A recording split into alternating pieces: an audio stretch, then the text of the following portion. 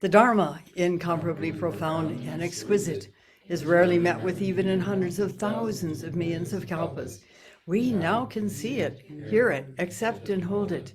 May we realize the true mind of the Tathagata being, of course, our very own profound original self, our face before our parents were born. And today is the 5th day of this really almost 8-day, no, it's into the 8th morning sesshin, the Rohatsu sesshin here at Mountain Gate in December 2022 in northern New Mexico. On a rather balmy day, we've had temperatures as low as 7 degrees recently, but today it is 47, no, it's 57 degrees. It's rather amazing. That is one of the things that happens with the weather up in these northern mountains. And it also happens with our internal weather. There are days when it feels in our practice as if we're sailing along fine, and that will be how it'll go from now on. Don't count on it. And the next day it may drop to 0 or below 0. There have been winters here where the temperatures have gone to 32 below 0 in Ohosarko, and colder yet in places like Angel Fire, which is not so far away. The practice goes up and down. When we begin to realize that there's a lot of weather in our minds, and that if we don't take it seriously, then we can become a little bit more free of it. And of course, if we do our zazen assiduously, we will become even more free of it. We go through all kinds of mind states: happiness, euphoria, grief, sadness, anger, irritation, frustration, sleepiness, and everything in between. And sometimes they're triggered by situations, sometimes they're simply triggered by our own thoughts, our own ideas, our own conditioning. And yet there is something profound and deep that runs through us. I call it a river of quiet joy. And we can access that at any time, connect with it, flow with it, if we have let go enough of our ideas about ourselves, our conditioning, our assumptions about ourselves and the world. It's not so easy. We have come upon these assumptions for usually very good reasons. It's been clear to us from very small ages what the adults around us expect of us and how they think of us, or at least what we assume they think of us.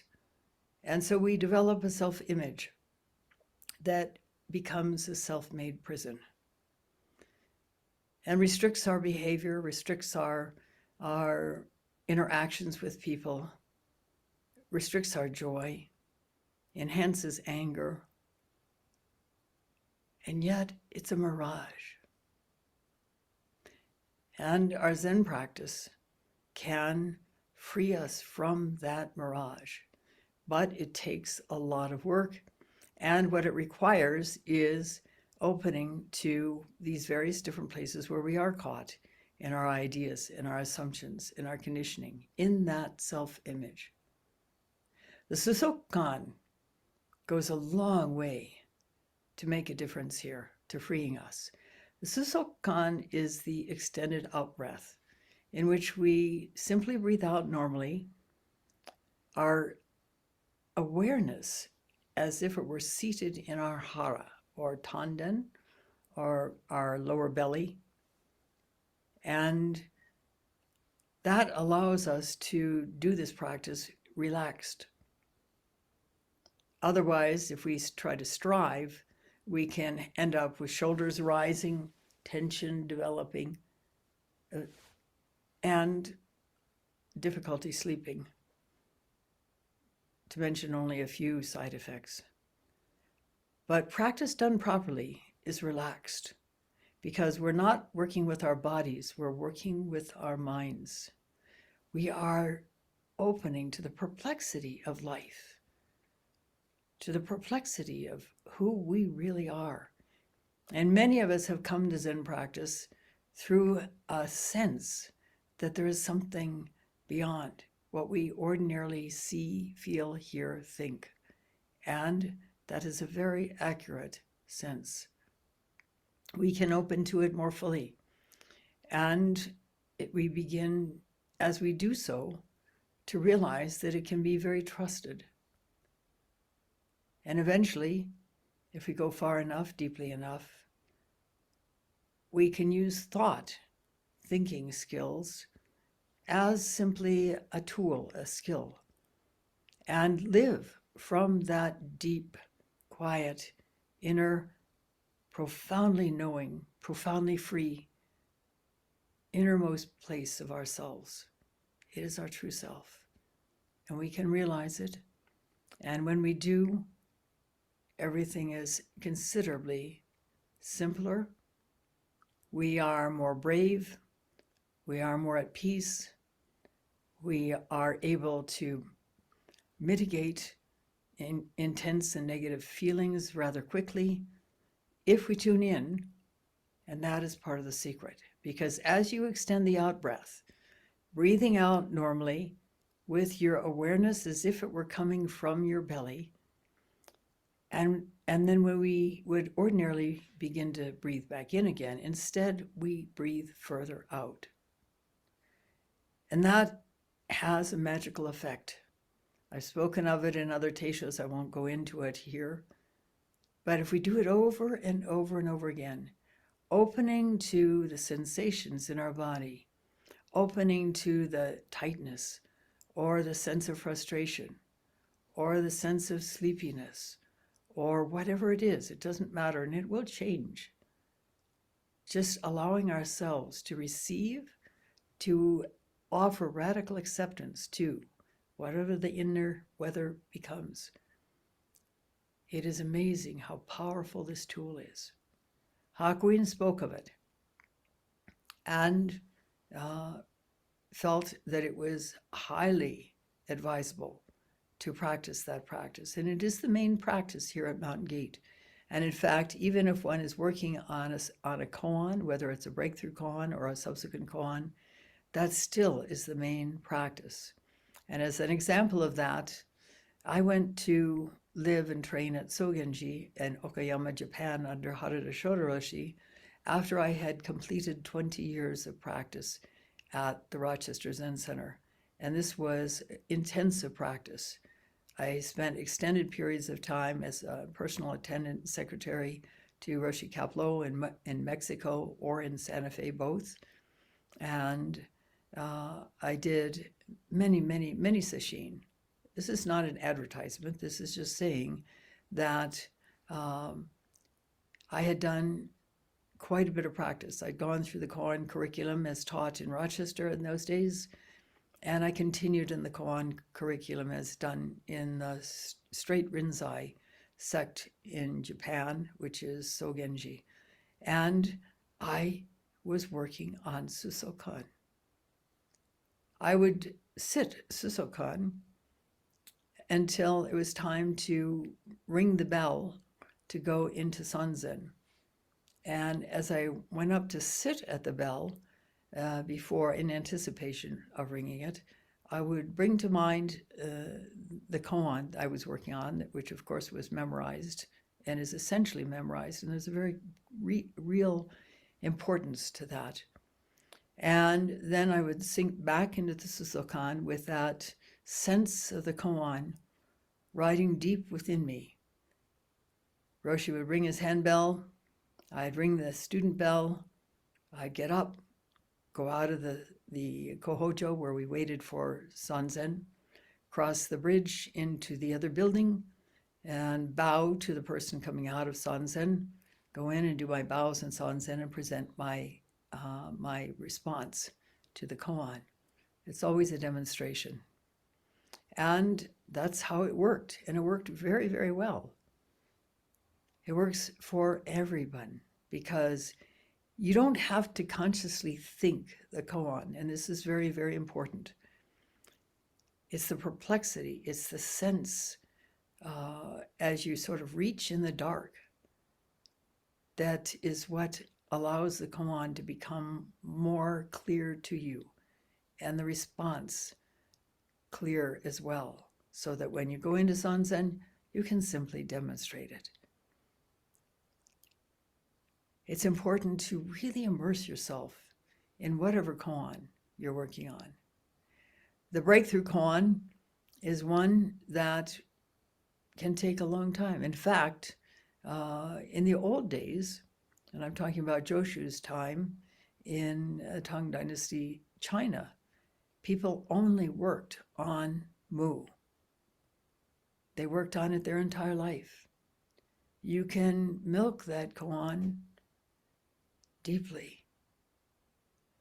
Now, of course, it just depends. There are still some places where that is the only koan worked on, and it's worked on the entire time. Here at Mountain Gate, it varies, but that varies depending on the person's proclivities, which has no weight, by the way. It's not good or bad or high or low. It simply is what a person's affinities are. And that person works until it is felt by the teacher that it is okay, that the depth of opening to the meaning of the koan has been reached to a point, and the point can be infinite, by the way, that working on subsequent koans would make sense, because subsequent koans' whole purpose is to expand and deepen an initial awakening. Hakuin revised the whole system of koans while he was alive in Japan. He virtually resurrected Rinzai Zen, as a matter of fact. And it is his way of training and his koan system that has come down to us to the present day. And today, I've mentioned in previous days about Hakuin's Rohatsu Exhortations, the short talks he gave to his monks to inspire them on the evenings of Rohatsu Sesshin at his little tiny temple in Japan during his lifetime. That temple, by the way, I'm thinking of this with the recent eruption and continuing eruptions of Mauna Loa in Hawaii. His temple was within eyesight of the famous Mount Fuji in Japan, which is also a volcano. And there's a famous story about when at one point there was an eruption. And as I said, you can see it quite clearly. It's not very far away from that small village. And all the monks ran away in fear. Hakuin simply sat zazen the entire eruption. It's a little like during the Kobe earthquake, where I was actually living in Japan as well, in Sogenji. We were 90 miles from the epicenter in Kobe, and the earthquake began during Sanzen. I had finished my Sanzen and was waiting in the Kohocho with the other students who were yet to go to Sanzen, because it was my job as Jisharyo to end the Sanzen at the appropriate time. And initially I thought, first there was the sound of rattling glass. The shoji, the lattice, they're panels really, that become doors and windows both, and are movable in traditional Japanese houses, began rattling. And I thought, that's odd, there's no wind. And then they rattled more, and then the building began to shake. In fact, it shook so intensely that it was like being on a giant jackhammer. And it turned out later that it actually had cracked the great heavy pillars in the bell tower, and it had actually begun to move the giant building that we did chanting in. off to the edge of its foundation. It didn't take it off the foundation, but it took it quite a few inches off. At any rate, it was so strong a vibration. Vibration is not the word for it. It really was like sitting on a giant jackhammer, that I was really wondering if the person sitting at the student bell, who was Kosan back then, a very tall Danish man who one of these days is going to become a Dharma successor of Mitra-roshi. He's a lovely, lovely human being. He was sitting at the student bell, and I thought, should I get people out? Because it would have been my job as Deshario to get people out of the building. And of course, one is always told that if there is an earthquake, you get out of the building. And in fact, the person that had come out of Sanzen just earlier that had left the building, and then, curiously enough, she came and stood in the doorway, which it turns out is not the best thing to do in earthquakes. And then the Roshi rang his handbell to indicate, okay, come on, next person, we're continuing Sanzen. And Kosan managed to stand up and, to my amazement, walk out of the Kohojo and go to Sanzen. I thought surely he would have fallen over.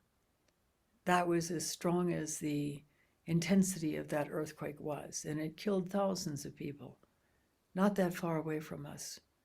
The devastation was still there 6 months later.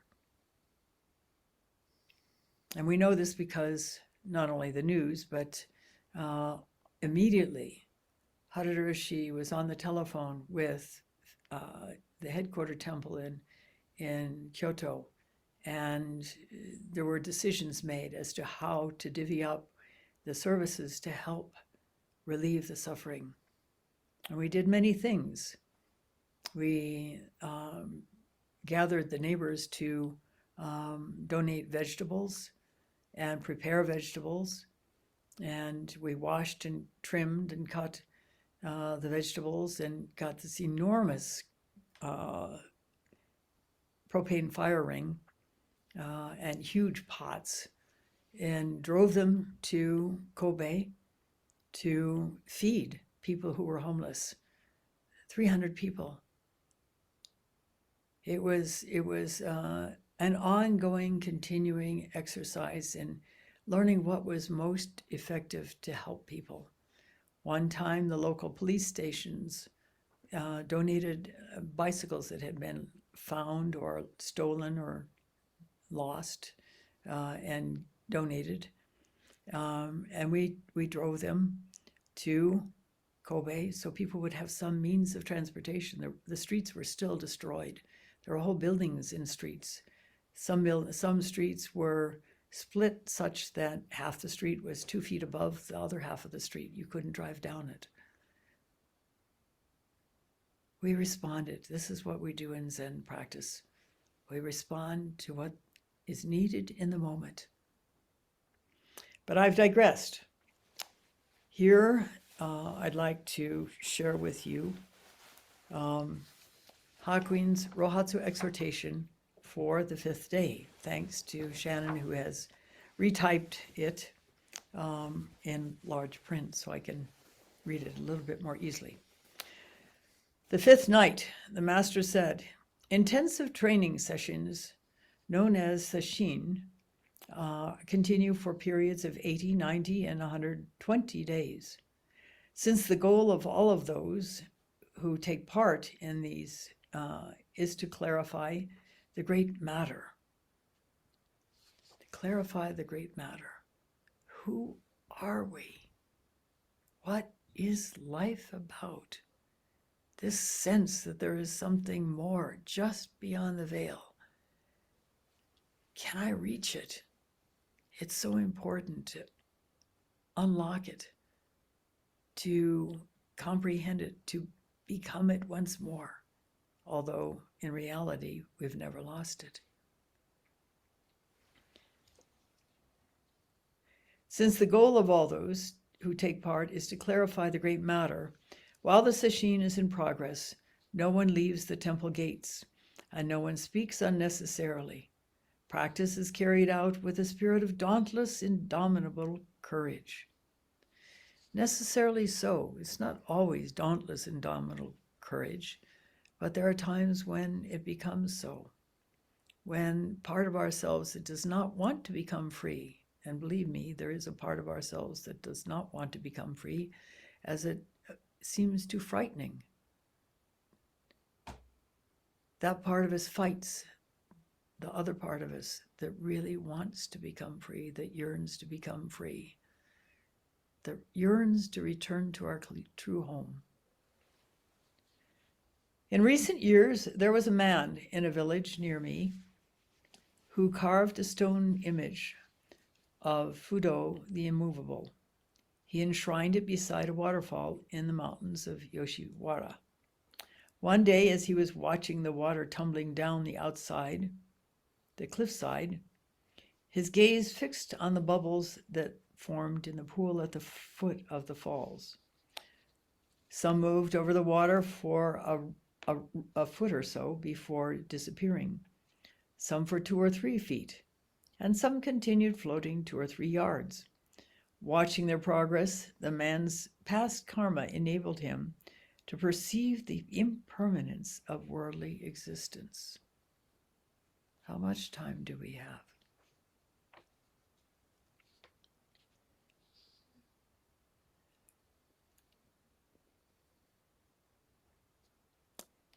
The realization shook him to the marrow of his being.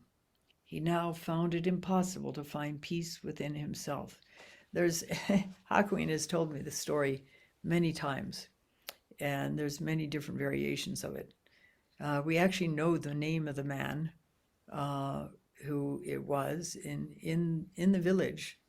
That I think it was actually Hakuin's village, or at least it was a nearby village. There was a river that split the village in two, and on either side of the river lived the 2 richest men in the village, and this is one of them.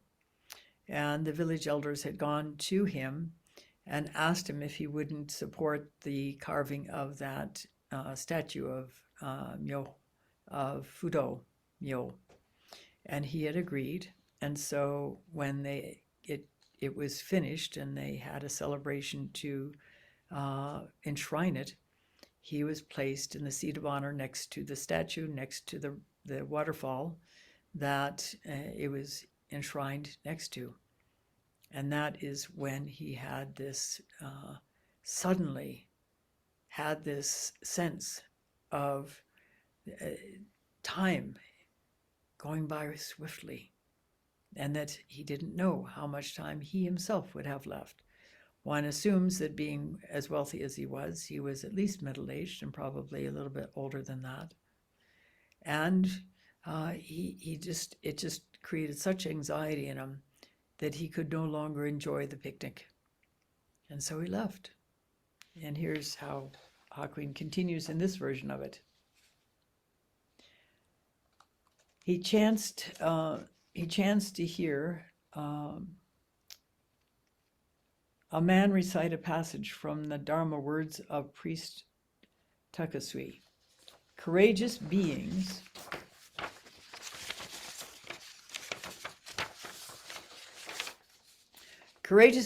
attain Buddhahood in a single instant of thought.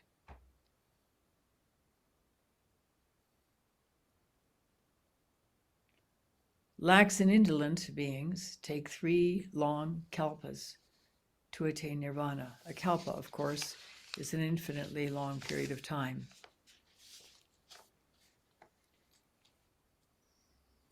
A great burning determination rose in him. He entered the bathing room and shut the door behind him. He had a rather large house, and there was a guest bath, and he went in there because he would be private.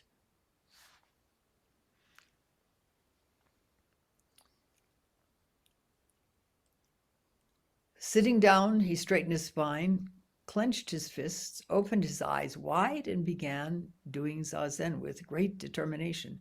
He had never, by the way, ever heard how to do Zazen before, and that is definitely not how to do it. The determination, yes, but clenching your hands, opening your eyes wide, stressing yourself out physically and mentally either, is not the way to do Zazen. But he didn't know anything else. So he did that way. Delusory thoughts flew thick and fast through his mind. The obstructions of the demon realms rose up to confuse him. But because he knew himself, body and soul, he threw himself, body and soul, into the great Dharma battle. He finally severed life at the roots and entered into the formless realm of deep samadhi. Again, that's Hakuin's personality talking there.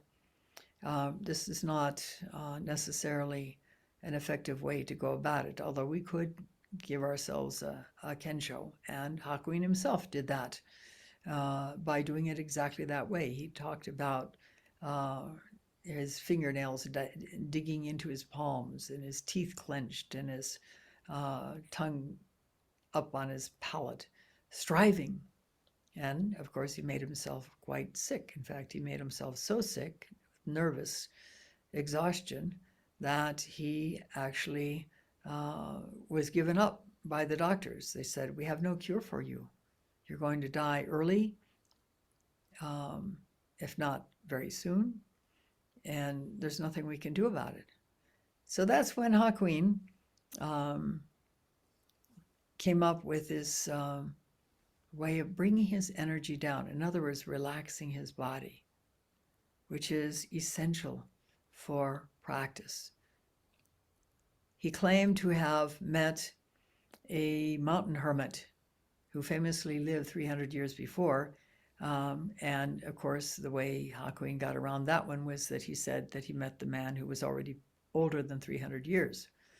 And that the man took pity on him, the hermit took pity on him and taught him a kind of practice that is described this way. And I'll describe it to you so that if you find yourself with a great deal of bodily tension, you can use it yourself. Picture on the top of your head a lump of sweet-smelling elixir.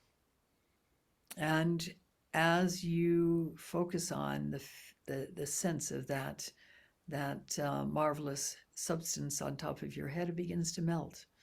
And it flows down over your body, little by little, relaxing, seriously relaxing each part that it touches. And it flows all the way down over your shoulders, your arms, your chest, your back, and sinks into your hara.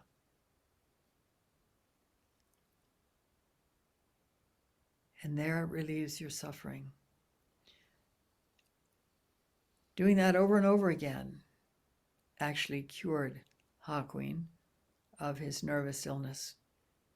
And this is why in Rinzai there is such a focus on the hara, because when you can focus as if your energy, as if your awareness is seated in your hara, in your belly, in your tanden, just below the navel, it's very much harder to get tense. And tension in Zen practice goes a long way to making it more difficult to practice. I originally did not heed that warning about the hara when I was first at the Rochester Zen Center. I was striving. I was, you might have said, desperate, because I knew there was only one way for me to have out of the intense suffering that I was in, was to do that zazen and come to awakening. And I ended up not quite a nervous wreck, but ended up with such tremendous bodily tension that it took me 2 or 3 days after sesshin simply to be able to sleep, until I discovered one time when I was by that time living outside the Zen center, but still working at the center and still being part of the group and still going to all the sessions. I was in a third floor apartment that had a painted wooden floor, and I don't think it had ever been cleaned. And one morning after a session, I spent hours on my hands and knees scrubbing that floor. And the focus and the exercise of doing so made it possible to sleep after that. And that's when I realized that that is one way to really balance out the intensity of Zen practice. This is why we do a relatively fast kinhin, by the way, because it can balance out the sitting and it can enliven us so that we can dive deeper without developing tension. This is very, very important in practice, and an early part of our Zen practice really is actually learning how to practice effectively. And you've just been taught a couple of significant points in that direction. So anyway, to continue to, I think his name was Yoshijiro or Yoshihara. I don't remember what his name was. He was desperately trying to focus his mind. And at first light, hearing the sparrows chirping around outside the building, he found that his body had completely disappeared. Suddenly he saw his eyeballs pop from their sockets and fell to the ground.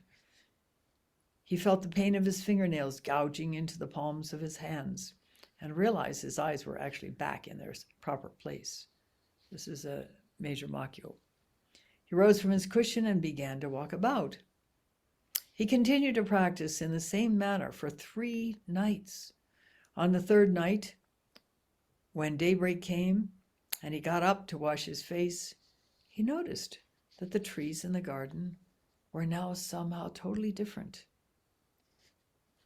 He consulted the priest of a nearby temple about it, but the priest was unable to provide any answers. He then decided to come and see me.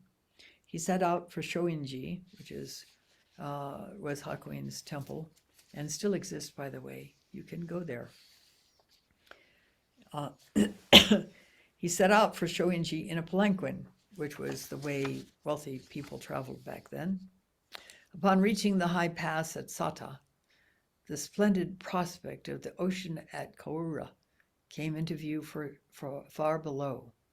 At that instant, he knew beyond any doubt that what he had grasped was the truth that plants and trees and the great earth all attain Buddhahood.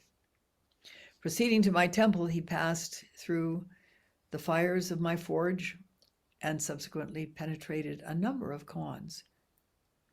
He was an ordinary man with no prior knowledge of Zen practice whatsoever. Yet, in just 2 or 3 short nights, he achieved a realization. The great victory he gained in the struggle against delusory thoughts was the result of courageous determination and single-minded resolve. How can you, full-fledged Zen monks, fail to generate this same fierce and dauntless spirit? That is Hakuin. That's a rather unusual situation that somebody can come to awaken in under such duress and in such a short time.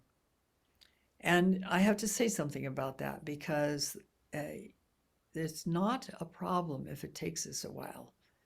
And hopefully it will take us a while, because it is possible to break through a little too fast without the underpinnings that help anchor it. As we continue our practice, we are uncovering where we're caught, and that is a vital aspect of the practice. It's important to become free of these places, and striving to override them is not the way. In the early years of Zen practice in America, certainly in the Yasutani line, because Mitra-roshi was an old samurai family member, that same striving way of going about things was taught until Roshi Kepler realized that it was not how everyone could come to awakening. And then he changed and became a little bit more gentle and accepting. It's important for each person to work in their own most effective way. For some people, we can drill through even relaxed and reach a place of deep focus relatively easily. For others, we had to fight, like I did, countless demons, countless extremely painful memories and a negative conditioning, trauma, really. But as we work, gradually, imperceptibly, we become free. If we continue long enough. And that is vital. As I see it, and I have been practicing now for more than 40 years myself intensely, there is no end to how free one can get. And it's a freedom that is not license. It's a freedom that opens our innate compassion and wisdom to function fully, so that no matter what the circumstances are, we can function in that enlightened way in the midst of it. There was an old story in Burma, back in the days when there were still kings of Burma, Myanmar, as it's known these days, which is actually what the Burmese people actually had called it. It's just the British didn't know quite how to pronounce Myanmar, so they called it Burma. At any rate, the king had a number of wives, as was customary in those days, and one of his wives angered him significantly, and he condemned her to death by burning. And in fact, he had an iron cage erected to keep her captive until 2 weeks later when she was going to be burnt. And of course she's freaked, but a monk came to visit her each day and taught her how to drop into profound samadhi. This is not escape. It's a deeper level of understanding, of knowing, of realization. And when the day came, when the fire was lit, and the king was there rubbing his hands in glee, hoping she would be freaking out, she didn't. Like the monks who immolated themselves in Vietnam in protest to the war, silently sitting without screaming until they simply toppled over dead, aflame. That's how it was for her as well. Now, I hope nobody has to deal with that kind of extremity, but there are plenty of more minor situations, much more minor situations that can catch us, cause us pain. But the more we do our zazen, the deeper we do our zazen, the greater we commit to our zazen and open our arms and receive whatever comes to us without resistance, then there's a sense of how to respond to that situation seamlessly, and it does not cause problems to us. I've witnessed this many times. I've experienced it as well, and so can you. So I thank you for listening, and we'll stop now and recite the 4 vows.